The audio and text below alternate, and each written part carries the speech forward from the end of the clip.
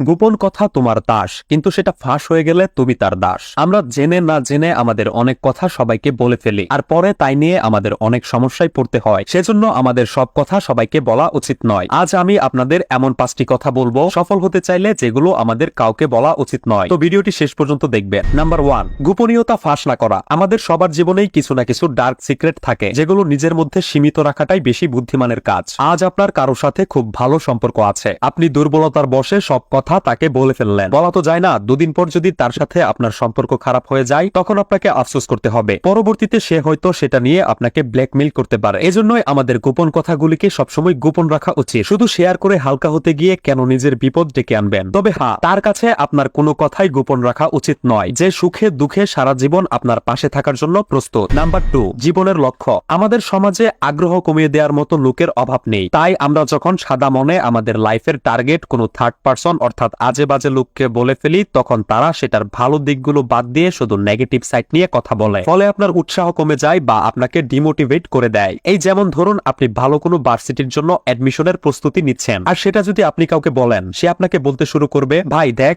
তুই তো ম্যাথ ইংলিশে দুর্বল, তুই তো ভালো করে ইংলিশ বলতেও পারিস না, তুই তো পরীক্ষায় টিকতেই পারবি না। তারপর কোথাও না কোথাও আপনারও মনে হবে, হ্যাঁ তাই তো, আমি তো আসলেই দুর্বল। এভাবে আপনি আপনার উৎসাহ হারিয়ে ফেলবেন। আর এজন্যই আমাদের লাইফের গোল কাউকে বলা উচিত নয়। তবে হ্যাঁ, হাতে গোনা কিছু মানুষ থাকে, যেমন আপনার বাবা মা, যারা অ্যাকচুয়ালি আপনার শুভাকাঙ্ক্ষী। তাদের তো বলাই যায়, কিন্তু কোনো থার্ড পারসনকে কখনোই বলবেন না। নাম্বার 3, ব্যক্তিগত জীবন। সমাজ বড়ই হিংসুটে, এখানে কেউ কারো ভালো চায় না। তাই আপনার বাড়িতে কি হয়েছিল, স্ত্রীর সাথে কেন ঝগড়া হয়েছিল, আপনি কি নিয়ে টেনশন করেন, এগুলো কাউকে বলবেন না। আপনার মনে হতেই পারে এগুলো বললে সবাই আপনার মনে সাহস যোগাবে, সবাই আপনাকে সিম্পিতি দেখাবে, কিন্তু সেটা শুধু আপনার সামনে দেখাবে। আপনার পেছনে তো আপনার সমস্যাগুলোকে নিয়ে তাচ্ছিল্য করবে, হাসাহাসি করবে। শেয়ার করার মতো অনেক কিছু আছে, কিন্তু নিতান্তই ব্যক্তিগত ব্যাপারগুলো খুব কাছের মানুষ ছাড়া বাইরের কারোর সাথে শেয়ার করবেন না। নিজের ব্যক্তিগত কথা সবাইকে বলে ফেলা এক প্রকার বোকামি। নাম্বার 4, নিজের প্রশংসা। নিজের প্রশংসা করা, নিজেকে নিয়ে বড়াই করা, নিজেকে বড় করে দেখানো, এগুলো অনেকের কাছে খুব পছন্দের জিনিস, কিন্তু আসলে এটা খুব বাজে জিনিস। আমি ওর জন্য ওটা করেছি,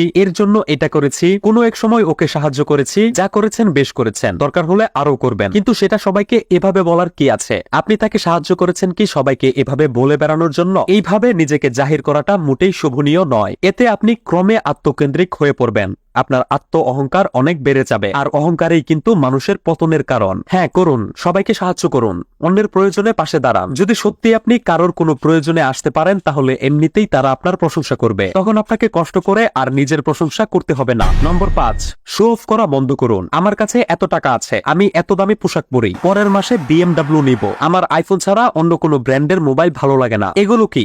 এগুলো হচ্ছে শো অফ। আপনি দেখাচ্ছেন যে আপনার কি কি আছে। কথাই বলে ফাঁকা কলসির আওয়াজ বেশি। শো অফটাও অনেকটা সেই রকম। যাদের কম আছে তারাই মানুষকে দেখিয়ে বেড়ায়, আর যাদের থাকে তাদের লোক দেখানো ফেক শো অফের সময় থাকে না। আপনি যখন সবাইকে বলে বেড়ান আপনার এত টাকা আছে, তার মানে আপনি ওটাতেই সন্তুষ্ট। আর আপনি যখন এটাতে সন্তুষ্ট হবেন, তখন এটাকে বাড়ানোর ব্যাপারে না ভেবে লোক দেখানো শো অফের জন্য সেটা খরচ করতে শুরু করবেন। তখন আপনার ভান্ডার খালি হতে খুব বেশি সময় লাগবে না। তো আজ থেকেই শো অফ করা বন্ধ করুন। এগুলোই ছিল সেই 5টি কথা যেগুলো আমাদের কারোর সাথে শেয়ার করা উচিত নয়। তো এর মধ্যে কোন কথাগুলো আপনি অলরেডি সবার সাথে শেয়ার করে বসে আছেন, কমেন্ট করে আমায় জানাবেন। ভিডিওটি উপকৃত মনে হলে অবশ্যই একটি রিয়েক্ট দিবেন। এই ভিডিওটিতে 500 রিয়েক্ট কমপ্লিট হয়ে গেলেই পরবর্তী ভিডিওটি আপলোড করে দিব। আপনার কোনো প্রিয় মানুষের সাথে ভিডিওটি শেয়ার করতে পারেন। এরকম প্রয়োজনীয় ভিডিওগুলো মিস না করতে অবশ্যই পেজটি ফলো করে রাখবেন। ধন্যবাদ।